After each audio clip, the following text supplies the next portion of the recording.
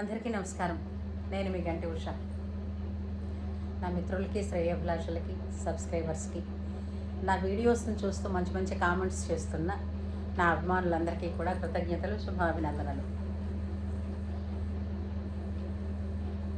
గత 2 రోజుల క్రితం ఒక డ్యాన్స్ షోకి ఓ ప్రోమో రిలీజ్ అయింది. మీ అందరికీ తెలిసే ఉంటుంది. అది అదిదా సర్ప్రైజ్ అని డాన్స్ ఐకాన్ సీజన్ 2 అనుకుంటారు. సో దానికి ప్రస్తుతం అందరికీ తెలిసిన ప్రఖ్యాత కొరియోగ్రాఫరు ఆయన, దీనికి one of the judges Shekhar master. అయితే ఈ ప్రోమోలో ఏం జరిగిందంటే, అలనాటి ఒక కళాఖండం అయినటువంటి మాయాబజార్ సినిమా, ఆ సినిమాలోని మహానటి సావిత్రి నటించినటువంటి ఒక పాట, అభినయించినటువంటి ఒక పాటని తీసుకుని వీరు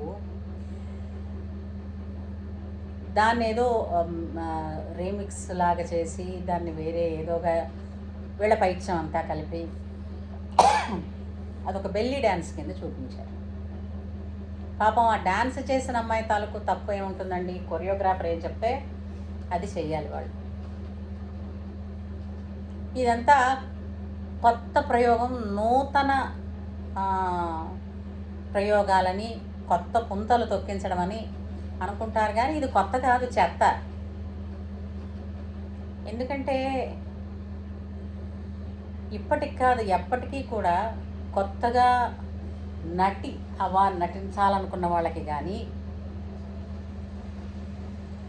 సంగీత దర్శకత్వం చేయాలనుకున్న వాళ్ళకి కానీ, పాటలు రాయాలనుకున్న వాళ్ళకి కానీ, సినిమా దర్శకత్వం వహించాలన్న వాళ్ళకి కానీ, ఇలాంటి పాత మేటి సినిమాలన్నీ కూడా ఒక లైబ్రరీస్ లాంటివి. అందులో మహానటి సావిత్రి తాలూకు నటన, అది నేర్చుకోవడం అంటే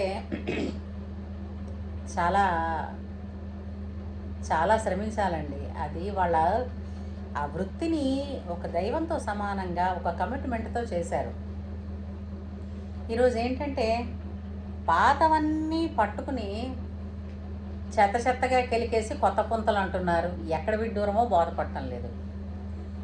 తర్వాత సావిత్రి అభిమానులందరికీ కూడా చాలా హృదయవేదనను కలిగిస్తుంది ఇలాంటి చెత్త ప్రయోగాలన్నీ కూడా. ఇది ఈ నెల అంటే రేపు ఎల్లుండి 18వ తారీఖు నాడు స్ట్రీమింగ్ అవబోతోంది. ఇక స్ట్రీమింగ్ అయిన తర్వాత ఎంతమంది సావిత్రి అభిమానులు దీన్ని దుయ్యబడతారో రెడీగా ఉండండి. ఈ షో, ఈ సీజను, ఈ ప్రోగ్రామ్ని స్ట్రీమ్ చేసేవాళ్ళు. ఎందుకంటే పాత కళాఖండాలను మాత్రం ముట్టుకునే ప్రయత్నం చేయకండి. ఎందుకంటే వాళ్ళప్పుడు అందరూ కూడా ఒక అద్భుతంగా ఆ కాంబినేషన్స్ అలా కుదిరేయండి. ఇప్పుడు మహాభారతంలోని ఒక అంశాన్ని తీసుకుని దానిని తెర మీదకి ఎక్కించడానికి ఎంత శ్రమ పడ్డారో, అలాగే అది అభినయించడానికి ఆమె ఎంత శ్రమ పడిందో సావిత్రి గారు. అంతేకాకుండా ఘటోద్గజుడు స్త్రీ రూపం దాలిస్తే ఏ విధంగా అయితే నటిస్తారో ఆ విధంగా కూడా ఆవిడ నటించి మెప్పించింది. ఇంకా నా భూతో నా భవిష్యత్తు, ఇలాంటి నటన ఎవరు చెయ్యలేరన్నట్టు ఆమె చేసేసి ఇదిగోని పడేసింది. అంటే ఆల్రెడీ ఒక స్థాయిని క్రియేట్ చేసి పెట్టేసింది. అక్కడ దాకా ఎవరు వెళ్ళలేరు సరికదా. దాన్ని పట్టుకుని అది కెలికేసి, మీకు కొత్తగా ఇవి చేయడం రాకపోతే ఊరుకోండి. పాతవన్నీ ఏదో ముట్టుకుని వాటన్నిటినీ చెడిపేసి మేమేదో కొత్తగా చేసామనడానికి మళ్ళీ మామూలుగా ఏమైనా చెప్తేనేమో పాతవన్నీ పాత చింతకాయ పచ్చళ్ళండి, అవన్నీ ఎందుకు, మేము కొత్తవన్నీ చేస్తూనే ఉంటారు. ఏంటి మీ బొంద కొత్త? అవి పట్టుకుంటేనే కానీ, అవి చూస్తేనే కానీ, లేదా వాటిని మళ్ళీ మరేదో చెత్తగా చేస్తేనే కానీ మీకు కొత్త ఐడియాలు రావటం లేదు. కొత్త ఐడియాలు రావాలంటే సిన్సియర్గా సబ్జెక్ట్ నేర్చుకోవాలమ్మా.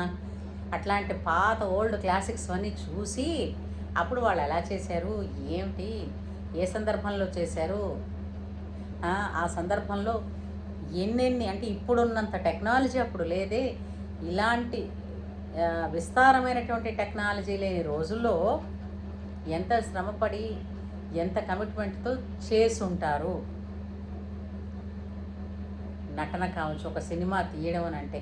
అందుకే అప్పుడు ఒక సినిమా రావడానికి దాదాపుగా 1 సంవత్సరం మినిమం పెట్టేదండి. ఇప్పుడేంటుంది, నెలకో సినిమా తీస్తున్న రోజులు కూడా ఇప్పుడున్నాయి. కంటెంట్ బాగుందా లేదా తర్వాత సంగతి దేవుడెరుగు. అందుకే కొన్ని అక్కడికక్కడే బాక్స్ ఆఫీసులు కూడా దాటకుండానే అక్కడే మురిగిపోతున్నాయి కొన్ని. సినిమా తీయడం అని అంటే అది కూడా ఆషామాషి కాదు.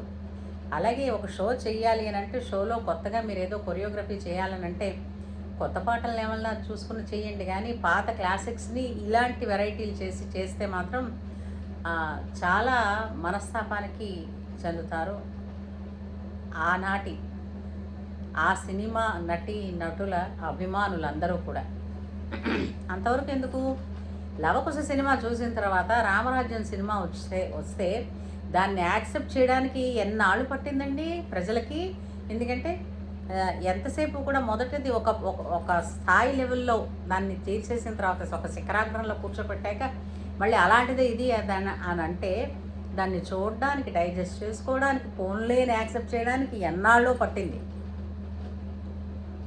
ఇక పోనీలే, అది కూడా మనస్ఫూర్తిగా కాదు, పోనీలే అనుకున్నారు. ఎందుకంటే సీతా పాత్రధారి గురించి కూడా చాలా అప్పుడు అనుకున్నారు అనమాట. ఏమిటిది, ఆ మెచ్యూర్డ్నెస్, ఆ సుకుమారతత్వం ఎక్కడ కనిపించింది అని. అలాగా మహానటి సావిత్రి ఇలాగా అంటే ఆమె చేసిన అభినయాన్ని ఈ విధంగా మారిస్తే ఏ సావిత్రి అభిమాని కూడా సహించలేరు. కాబట్టి ఇక మీద మీరు డ్యాన్సులు కొరియోగ్రఫీలు చేయాలనంటే మీ టాలెంట్ ఏదో మీరు వెతుక్కోండి, కానీ పాత వాటిని మాత్రం కెలికితే ఇదిగో ఇలాగే చెత్తగా, మీరు కొత్త అనుకున్నా అది చెత్తగా ఉంటుంది. ఆ తర్వాత మీకే ఇబ్బంది కలిగిస్తుంది. ఏమంటారు? అంచేత పాత కళాఖండాలని అలాగే ఉండనిద్దాం. ఎందుకంటే అది ఆ అభిమానులందరికీ కూడా అది మనం ఇచ్చిన గిఫ్ట్ అని అనుకుంటాం. ఉంటాను మరి.